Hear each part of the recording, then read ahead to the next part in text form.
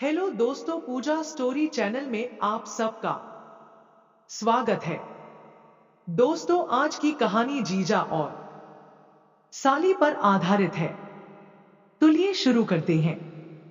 दोस्तों, मेरे दीदी की डिलीवरी के वक्त में उनके यहां गई हुई थी, लेकिन मुझे क्या पता कि मेरे जीजू जी ही मेरे साथिया सब करेंगे।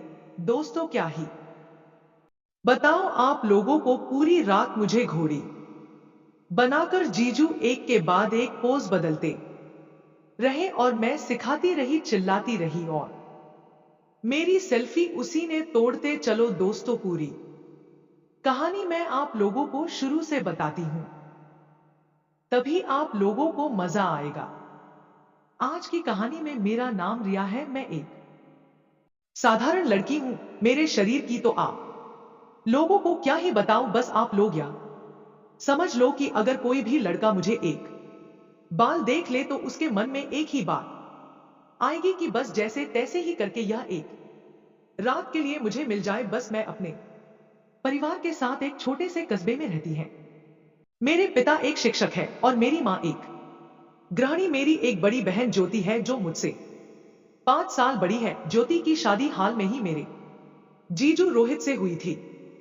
रोहित परिवार का प्रिय और दयालु व्यक्ति था जो हमेशा दूसरों की मदद करने के लिए तैयार रहता था।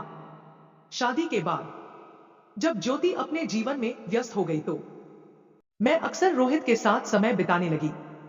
मैं उनकी मस्ती और बातें सुनकर खुश होती, लेकिन धीरे धीरे मुझे उनके व्यवहार में बदलाव दिखने लगा। शादी के पहले दिन से ही मैं रोहित को पसंद करने लगी थी। वह मेरे लिए एक बड़े भाई की तरह थे, लेकिन जैसे जैसे दिन बीतने लगे उनकी मुझसे बातचीत का तरीका बदलने लगा।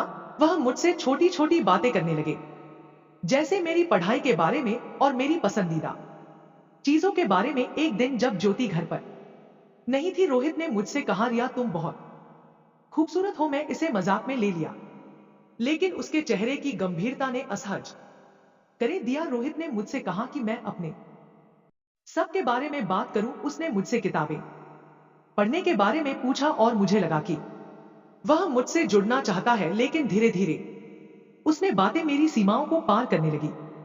एक दिन उन्होंने मुझे एक किताब दी और कहा, जब मैं उसे खोला तो उसने कुछ चित्र थे जो मुझे आशाएं कर रहे थे। मैंने उसे तुरंत बंद कर दिया और वापस कर दी, लेकिन रोहित ने हंसते हुए कहा, यह तो सामान्य है रिया। इसके बाद रोहित ने मुझे एक मिलने का नया तरीका निकाला। वह मुझे अपने कमरे में बुलाने लगा। जब मैं मना किया तो वह कहने लगा कि हम सिर्फ दोस्त हैं। मैं बहुत भ्रमित थी और समझ नहीं पा रही थी कि क्या करना है। एक रात जब मैं उसे मना किया तो उसने मेरी बातों को अनसुना कर दिया और मुझे अपने पास खींच लिया। मैं डर गई और चिल्लाई, लेकिन वह बस हंसकर बाहर चला गया। मेरे मन में डर और चिंता का समावेश होने लगा। मैंने अपने माता पिता को इस बारे में नहीं बताया, क्योंकि मुझे लगा कि वह मुझे नहीं समझेंगे, लेकिन मुझे ज्योति को बताना चाहिए था।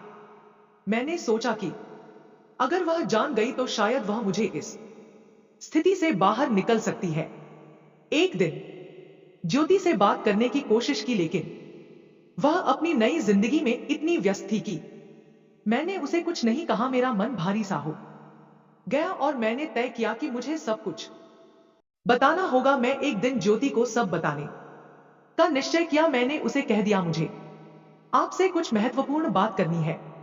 मैंने धीरे धीरे उसे सब कुछ बताया। वह शुरू में मुझ पर विश्वास नहीं कर पाए और सोचा कि मैं उसे परेशान कर रही हूं, लेकिन जब मैं उसे अपने अनुभव बताने शुरू किया तो उसके चेहरे पर चिंता की लकीर दिखाई दी। मैंने उसे विश्वास दिलाया कि मैं सच कह रही हूं। अंततः ज्योति ने मुझे वादा किया कि वह इस मामले को गंभीरता से लगी। ज्योति ने मुझसे कहा कि मुझे रोहित की हरकतें ध्यान से देखने के लिए कहा। मैंने कुछ दिनों तक उनकी गतिविधियों पर राखी। एक दिन जब ज्योति घर पर थी, मैंने एक वीडियो बनाया जिसमें रोहित मुझे असहज कर रहा था। ज्योति ने जब वह वीडियो देखा तो उसकी आंखों में आंसू थे। उसने कहा, मैंने तुम्हें पहले नहीं समझा, लेकिन अब मैं जानती हूं कि तुम सच कह रही हो। ज्योति ने तुरंत अपने माता पिता को बुलाया। जब वह आए तो उन्होंने रोहित की सच्चाई पूछा। रोहित ने झूठ बोला और कहा कि मैं गलत हूं, लेकिन ज्योति ने मेरा समर्थन किया और सबूत दिखाए। अंत में रोहित को अपनी गलती का एहसास हुआ। ज्योति के माता पिता ने उसे घर से निकाल दिया और पुलिस में रिपोर्ट दर्ज करने का निर्णय ले लिया। पुलिस ने रोहित को गिरफ्तार कर लिया।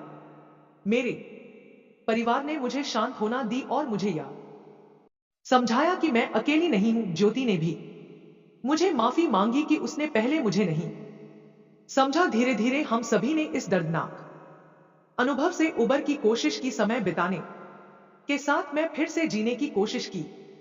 मैंने अपने माता पिता के साथ बिताया, अपनी पढ़ाई पर ध्यान केंद्रित किया और नए दोस्त बनाए। ज्योति ने भी अपने जीवन को नए सिरे से शुरू किया। इस अनुभव ने मुझे बहुत कुछ सिखाया। मैंने सीखा कि सच्चाई का सामना करना कितना महत्वपूर्ण है। किसी भी परिस्थिति में हमें अपने अधिकारों की रक्षा करनी चाहिए। सच्चाई को स्वीकार करना और उसके लिए लड़ना हमेशा सबसे महत्वपूर्ण है। किसी भी परिस्थिति में हमें अपने अधिकारों की रक्षा करनी चाहिए और सच्चाई को स्वीकार करना और उसके लिए लड़ना हमेशा महत्वपूर्ण होता है। मैं और ज्योति ने एक नई शुरुआत की और अपने जीवन को सकारात्मक दिशा में ले जाने का प्रयास किया। यह कहानी हमें ऐसी खाती है कि कभी कभी परिवार के लोग ही सबसे अधिक खतरा बन सकते हैं, लेकिन सच्चाई और समर्थन के साथ हम किसी भी कठिनाइयों का सामना कर सकते हैं। सच्चाई को स्वीकार करना और उसके लिए लड़ना सबसे महत्वपूर्ण होता है। हमने मिलकर इस घटनाएं का सामना किया और आज हम एक नए जीवन की शुरुआत कर रहे हैं। तो दोस्तों, आज की कहानी यहीं तक। हमारी यह कहानी कैसी लगी कमेंट में जरूर बताइएगा। हमारी कहानी पसंद आए तो हमारे चैनल को लाइक शेयर सब्सक्राइब जरूर कीजिए। धन्यवाद।